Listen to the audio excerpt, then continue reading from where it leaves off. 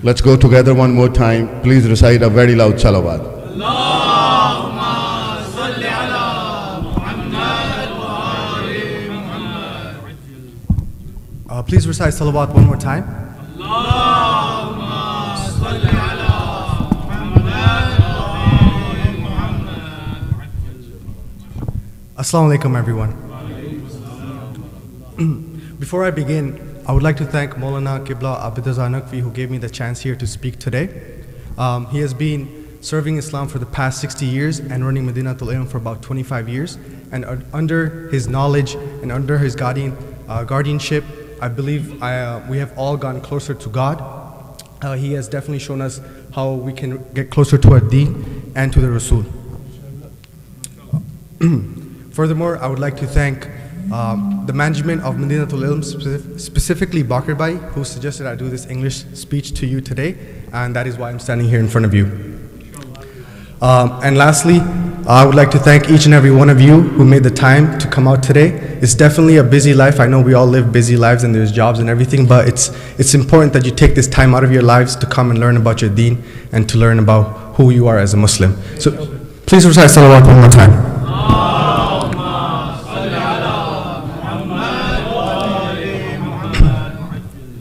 So the person I'm talking about today, he is the face of ibadat. He is an icon of ibadat. He has prayed so much and reached the pinnacle of prayer to such a degree and has reached Allah and gotten close to Allah so much that he has joined the ranks of our holy Prophet sallallahu alaihi wasallam.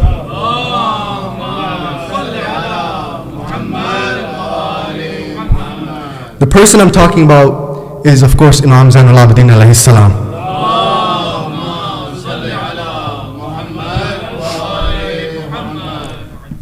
The focus of tonight, that what I'm delivering to you, is his sermon in the court of Yazid. The Imam gave many sermons after the tragedy of Karbala, but the sermon that he delivers in the court of Yazid is significant for two reasons. The first reason being that this is the first interaction that the Imam has with Yazid after the tragedy of Karbala. It's the first face-to-face conversation. The second reason that this sermon is very significant is because he delivers it in a time of oppression.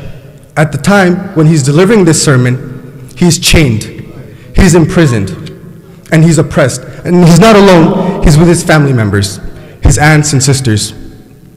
Rasulullah sallallahu alaihi wasallam,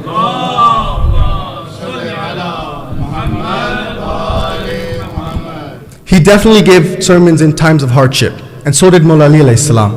They definitely had times where they were tested and where they were oppressed, but never did they give a sermon when they were chained or imprisoned. These are the two reasons why this sermon is very significant. With the context being there, let us get into exactly what happened. So Imam enters the court of Yazid, and he sees a person is cursing Imam Hussain alayhi salam and Imam Ali alayhi salam. And he says to himself that he will not allow this to happen anymore. So he gets up and he says if he can also be given a chance to speak as well. Over here, I want to point out to you the forbearance of the Imam. The way he's able to practice patience. That he's oppressed right now and he's chained and he's with women, but he does not get up and he does not yell and he does not fight people. But instead, he says if he can also be given a chance to speak. Please recite salawat.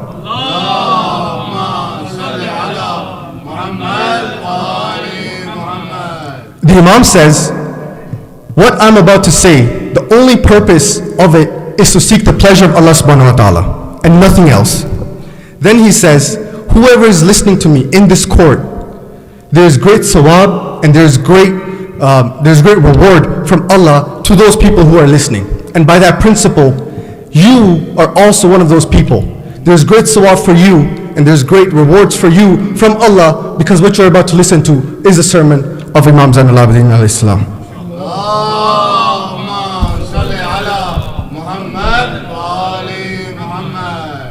The purpose of Imam's sermon was that of his father in Karbala. And the purpose of Imam Hussein's purpose in Karbala was that of his father, Mawla Ali. And Mawla Ali's purpose was that of his master, the Holy Prophet. Starting with the Holy Prophet, all the way up to the 12th Imam, anything that anyone in this golden chain does, or anything that they say, or any deed that they commit, the only purpose that they have is to seek the pleasure of Allah subhanahu wa ta'ala. With that being said, let us get into what the Imam said. So Imam begins and he says, Allah has given us virtues in 6 things, and He has given us excellence in 7. The Imam says, the virtues in 6 things that Allah has given us is knowledge. But not only knowledge, eloquence. And not only eloquence, but forbearance. And not only forbearance, but generosity. And not only generosity, but the love that the Mu'mins have for the Ahlul Bayt in their hearts. I want to point out to you here that the Imam is talking to you 1400 years ago. He's considering you a blessing for himself before we even are sitting here today. Then the Imam goes on and he says, Allah has given us excellence in 7 things.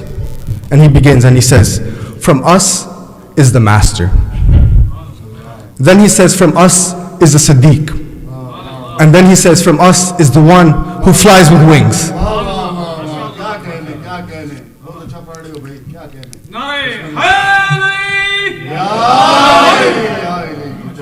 Over here, the Imam doesn't take the names of these people. Instead, he uses titles. Because everyone in the court of Yazid knows exactly who he's talking about. When he says, from us is the master, he looked at Yazid and he said, is Rasulullah from you or is he from me? When he says, from us is a Siddiq, everyone knows he's talking about Mawla Ali alayhi salam and no one else. These titles are only for one person and one person only. The Siddiq, the Faruq, the Ghani. Then he says, from us is the one who flies with wings. He's talking about Mawla Ali's older brother, Jafar Tayyar, who was blessed with wings because he had his arms cut off in battle. Then the Imam moves on and he says, from us is the line of Allah and the line of Rasulullah. Over here, the Imam is drawing a clear line between Yazid's ancestry and the Imam's ancestry. He's reminding Yazid that people like Hazrat Hamza, ones who sacrificed themselves for Islam, are from the ancestry of the Imam. And women like Hinda, who are the cause and who are the reason that people like Hazrat Hamza are dead or are martyred in battlefield, are from his ancestry. He's drawing that clear line over here. And this is a very deep point, because the Imam, the reason that this is a very deep point is because when someone's ancestry consists of acts of cannibalism, how can you expect a leader to come from that? And not only a leader, but a leader for the purest religion on earth.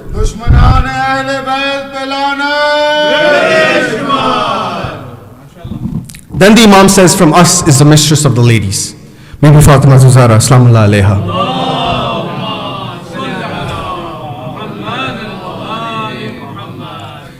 Then he says, from us are the masters of the youth of this ummah, Imam Hassan and Imam Hussain alayhi salam. Then the Imam says, and this is something very deep, a conceptually deep topic. The Imam says, I am the son of Makkah and Mina, Safa and Zamzam. Now, if you look at its face value, it does not really make that much sense. But if you look into it deeper, there's something very meaningful hidden here. The Imam is drawing a comparison. And he's saying that it was his family that was able to elevate the ranks of these places, not only in the eyes of the world, but in the eyes of Allah as well. It was his grandfather who was born in the Kaaba, and it was not Muawiyah. It was his ancestors, Ibrahim and Ismail, who were tried and tested, through which great prophets came, which then came to be known as family of Imran. From family of Imran to Rasulullah sallallahu alayhi wa sallam, and then from him to Mawla Ali alayhi salam, and from Mawla Ali to Imam Hassan and Imam Hussain, eventually to Imam Zain-ul-Abideen alayhi salam.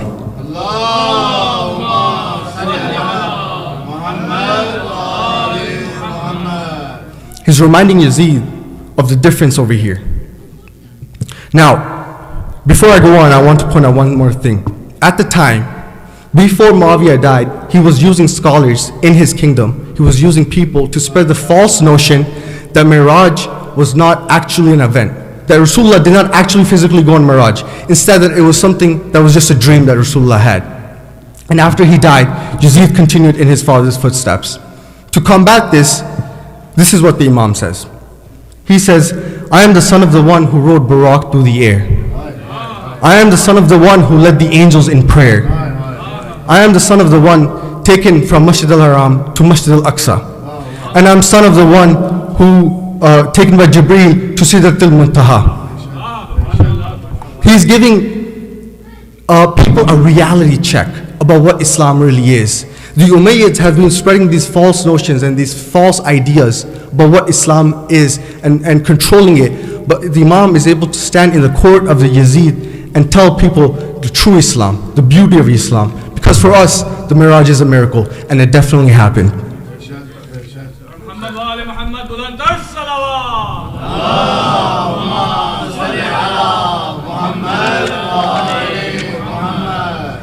Then the Imam says, I'm the son of Ali al-Murtaza. Now this is a very courageous and brave statement. He's standing in front of Yazid, who thinks he has won. Potentially in the worldview, in his worldview, he thinks he has won. But he's able to stand in front of Yazid, the one who orchestrated everything that has happened until this point. And he's able to stand in the midst of enemies. And he's with his ladies, he's with women, while they're all chained, and he's also in prison. And he says, I'm the son of Ali al-Murtaza, the same person that they have been cursing for 20 years to this point. To put it into today's perspective, if let's just say all of Toronto hates someone's father and grandfather, because Toronto is a metropolis city like Sham would have been at the time, they would not even think about coming to Toronto, stepping foot in it, let alone going to City Hall and claiming who their father is. But the Imam, he's brave, he's courageous. He can tell the enemies to their face who Imam Ali alayhi salam is.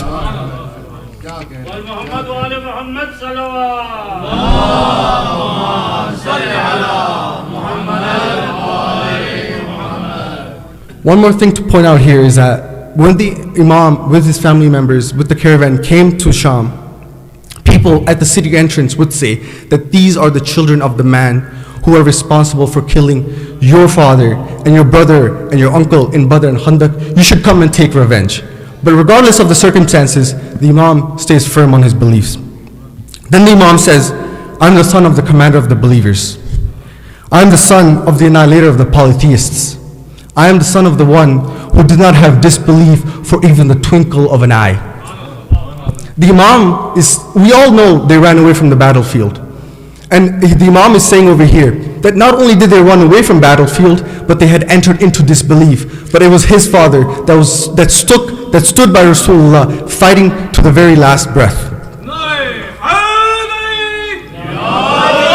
That he is his son who did not have disbelief for even the time it takes for you to blink an eye.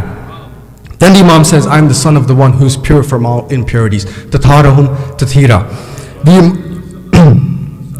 The Imam is giving people who are present in the court of Yazid a true reality check about their so-called victory in Karbala.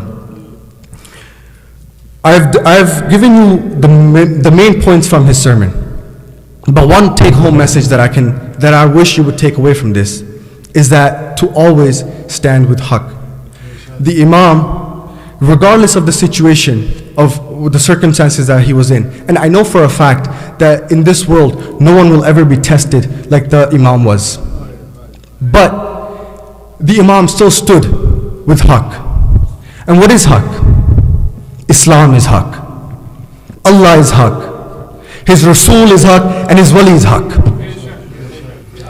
So, to stand with haqq, to stand with the truth, because you do not want to sell your soul. You do not want to sell your iman for small worldly gains. And Allah says in the Quran that consider it a huge success and consider it a huge victory that if on the day of judgment we show you any mercy. You do not want to be of the losers on the day of judgment. So to stand with haqq, that is the message that I would say it's a small takeaway to always be firm and to be with your religion and to be with your deen.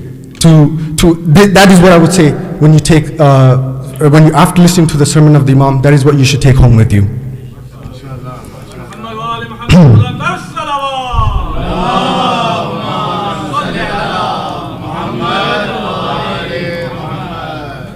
just coming to my last points here. The sermon that the Imam gave, it was a shock, and it was something that shook the imams of the people who were present in the court of Yazid. It was something that shook them to their core, and technically also gave Yazid a new perspective and made him cushion his victory in Karbala. And we know for a fact that this sermon was so powerful that it was responsible for the revolts we see later in Makkah and Medina. With that, I do conclude my speech. May Allah bless you all. May Allah bless this blessed gathering. Please recite salawat one more time. Thank you so much.